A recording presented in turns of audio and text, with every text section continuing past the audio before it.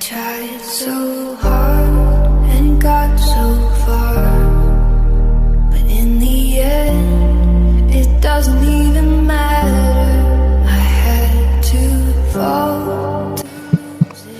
Je pense que certaines personnes, que ce soit au niveau, comme je le disais, des politiciens en costume et les politiciens en robe, lorsque j'entends, je veux dire, les discours, ce sont les discours pour moi qui sont incendiaires et qui sont simplement des discours haineux.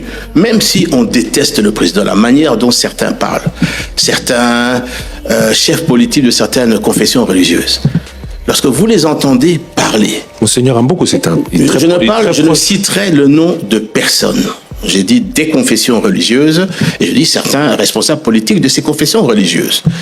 Les positions qu'ils prennent là-dessus, généralement, on ne parle pas que nous sommes en guerre, on ne parle pas des déplacés qui sont là, on attaque systématiquement avec une haine viscérale le chef de l'État. Mesdames et messieurs, fidèles téléspectateurs, soyez les bienvenus sur votre chaîne Crystal News TV. Abonnez-vous massivement, likez, partagez. À vous les claviers, n'oubliez pas d'activer la cloche de notification afin de ne rien rater de toutes nos publications. Mesdames, messieurs, mes chers abonnés, je voudrais intervenir sur les propos de Monsieur Jean-Pierre Mbemba, qui est ministre d'État actuellement à la République démocratique du Congo. Il est révolté, il est énervé, il est agacé par rapport au comportement de certains des hauts fonctionnaires au niveau de l'État et également des hauts fonctionnaires au niveau religieux, qui se permettent justement de colporter des propos haineux qui ont pour but de déstabiliser le chef de l'État. En effet, on peut l'apprécier ou ne pas l'apprécier, mais à ce que je sache, M. Félix Tshisekedi a été élu démocratiquement à la République démocratique du Congo. Il y a eu beaucoup de personnes qui se sont manifestées au sein donc du pays dans différentes provinces et également au-delà des frontières à travers donc le vote de la diaspora congolaise qui avait élu M. Félix Tshisekedi comme étant donc le président de leur choix.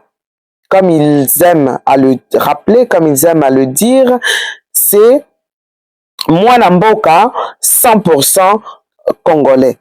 Donc, c'est-à-dire que c'est quelqu'un qui est de père et de mère congolais et donc il mérite à ce titre d'être le chef de la République démocratique du Congo. C'est-à-dire maintenant, le président a une vision dans laquelle, comme il aime le répéter, il a envie que le Congo devienne l'Allemagne de demain.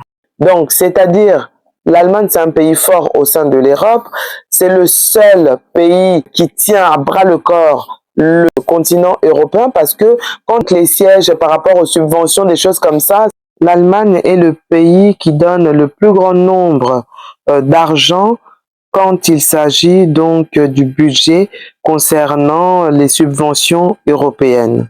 Ce qui doit être donné, donc il cotise vraiment beaucoup pour la gestion de l'Europe. Donc effectivement, on peut l'aimer ou ne pas aimer M. Félix Tshisekedi, mais comme il a été élu, on lui doit quand même le respect. Mais au lieu de ça, il est critiqué à tout bord. Oui, on peut être critiqué par rapport aux fonctions politiques, mais lui, il est critiqué même sur sa personne physique. Il est critiqué au sein donc de la manière dont il gère son couple. Il est critiqué de tout bord. Donc, c'est vrai que je pourrais dire que si nous voulons vraiment que la République démocratique du Congo puisse être victorieuse, tous les Congolais doivent être derrière le président, c'est-à-dire le soutenir, parce que là, il a une grande bataille qui s'est ouverte à l'Est. Le pays est en guerre, le pays est déchiré, il y a des gens qui sont donc morts, il y a des gens qui ont quitté leur lieu, il y a des personnes qui ont été massacrées. Donc, le pays est en train de traverser une crise sans précédent. À ce titre, il faut soutenir le chef de l'État pour qu'il puisse avoir les idées claires au lieu qu'il puisse être stressé, par exemple, par ceux qu'on dit ou ceux qu'on rencontre à gauche, à droite, lui permettre d'être, je dirais, entier, l'aider, le motiver, l'encourager pour que les choses puissent aller de l'avant et qu'il puisse mener à bon terme cette guerre qu'il n'a pas voulu, que lui-même, quand il est arrivé au pouvoir, il a trouvé cette guerre, il a tenté par maintes fois, par des négociations qui n'ont jamais abouti jusqu'à ce jour, et maintenant il subit l'invasion des troupes rwandaises sur son sol, plus les M23 qui sont donc en train de menacer les territoires de l'Est du Congo. Alors, je pense que c'est vraiment malvenu de critiquer ou de dire des choses qui ont pour but de déstabiliser le chef de l'État. Donc, j'encourage vraiment tous les Congolais à être derrière lui. Une fois que cette guerre sera passée, mais tous les débats pourront revenir sur la table. Les gens pourront dire, faire un bilan de ce qu'il a fait, de ce qu'il a accompli et de ce que eux ils espèrent ou de ce que eux ils attendaient de lui ou de ce que le président n'a pas pu faire. Le peuple doit se mobiliser. Tout le monde se préparer pour confronter l'ennemi. Dans chaque village, les gens doivent prendre les armes, même les armes traditionnelles, les flèches, les lances et autre chose. L'essentiel est d'écraser l'ennemi parce que sinon on va devenir l'esclave de ce petit messier de Hutu, de Tutsi plutôt. C'est donc... Il faut neutraliser M. Kagame. On a toujours le temps de faire le bilan, mais pour l'instant, le mot d'ordre c'est Azongi Saba Rwandais Kuna. Le mot d'ordre c'est la patrie ou la mort. Donc voilà, et je pense que Monsieur Bemba a raison de se mettre en colère parce que il y a un moment faut dire stop. Il y a un moment faut dire stop parce que les gens ils sont dans leur délire, ils pensent que la vie des gens c'est la roulette russe.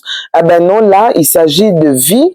Il y a des gens qui meurent, il y a des gens qui souffrent, il y a des gens qui sont dans des camps, il y a des gens qui ont été donc séparés de leur famille, il y a des gens qui sont torturés, il y a des gens qui ont été faits prisonniers. Attendez, soyons raisonnables, soyons sérieux.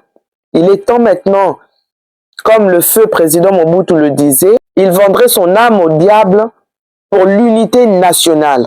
Donc là, c'est le moment que les Congolais puissent être puissent former un seul corps avec le président pour affronter l'ennemi. Parce que si toutes les complications là que le président rencontre, c'est parce que au sein du gouvernement aussi, il y a des traîtres. Il y a des gens qui vendent la mèche. Après les réunions, les gens ils vont vendre les stratégies. Donc tout ça là, pour faire l'enquête, découvrir qui est traître, qui fait quoi, qui discute avec qui collabore avec qui. C'est un travail de longue haleine. Donc lui, il est sur tous les fronts. Et on ne peut pas oublier que c'est un homme, il est sur tous les fronts. Donnons-lui au moins le mérite du doute, laissons-le faire son travail dans des bonnes conditions, soutenons-le et nous verrons bien. De toute façon, voilà, il a eu un premier mandat où il ne savait pas où mettre les pieds, il tâtonnait, il marchait sur les œufs. Son deuxième mandat maintenant, il sait à peu près comment est-ce qu'il doit arriver pour atteindre sa vision. Entre-temps, il est menacé, il est infiltré au sein du gouvernement. L'armée est infiltrée. Et puis, par-dessus tout, il y a encore une personne, et ça aussi, ça sera après les histoires de Kabila, tout ça, qu'est-ce qu'ils vont faire de lui? Est-ce qu'il va être jugé? Quelle est sa part de responsabilité dans la crise que traverse la République démocratique du Congo? Donc, il y a beaucoup de choses qui seront mises sur la table, mais ça sera après.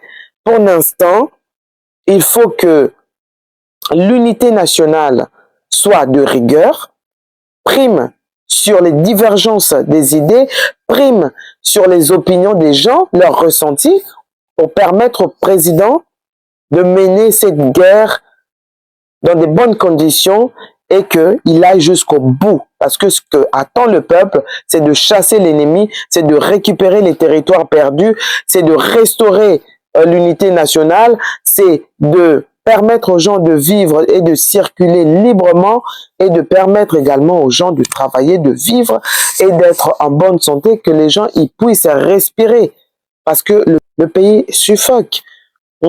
Les gens, ils inspirent un meilleur avenir et après cette guerre, comme on dit, après la pluie vient le beau temps, nous verrons maintenant comment est-ce que le président, ensemble avec toute la population congolaise, va mettre les mains au travail pour pouvoir restaurer le pays. Voilà. Donc, sur ce, je pense qu'on va s'arrêter là. Je voulais juste, voilà, c'était mon coup de gueule aussi, parce que je pense que les gens, ils sont en train de s'éparpiller, ils sont en train de perdre un petit peu le fil et je pense qu'il est bien parce que quel que soit ce qu'on pense du président, qu'on l'aime pas, c'est des ressentis personnels. Faut voir les choses en globalité. C'est-à-dire, quel est ton ressenti par rapport au bien-être de la population? C'est ça, en fait. Il faut voir l'intérêt commun. C'est ça. Si le Congo doit aller de l'avant, c'est l'intérêt commun. Et c'est comme ça que vous voyez, par exemple, le président Ibrahim Traoré, qu'il avance en cohésion avec son peuple. Parce qu'il forme l'unité. Les gens, ils peuvent venir pour essayer de déstabiliser, mais ça ne marche pas parce que le peuple est avec lui et ils comprennent la vision du président. C'est comme ça. Mesdames et messieurs, fidèles téléspectateurs, nous arrivons à la fin de notre numéro. Je vous remercie pour votre fidélité. Merci beaucoup pour les personnes qui se sont abonnées à ma chaîne. Pour vous qui me découvrez, n'hésitez pas à vous abonner massivement, liker, partager. N'oubliez pas d'activer la cloche de notification afin de ne rien rater de toutes nos publications. Quant à moi, je vous retrouve dans un prochain numéro et je vous dis bye bye.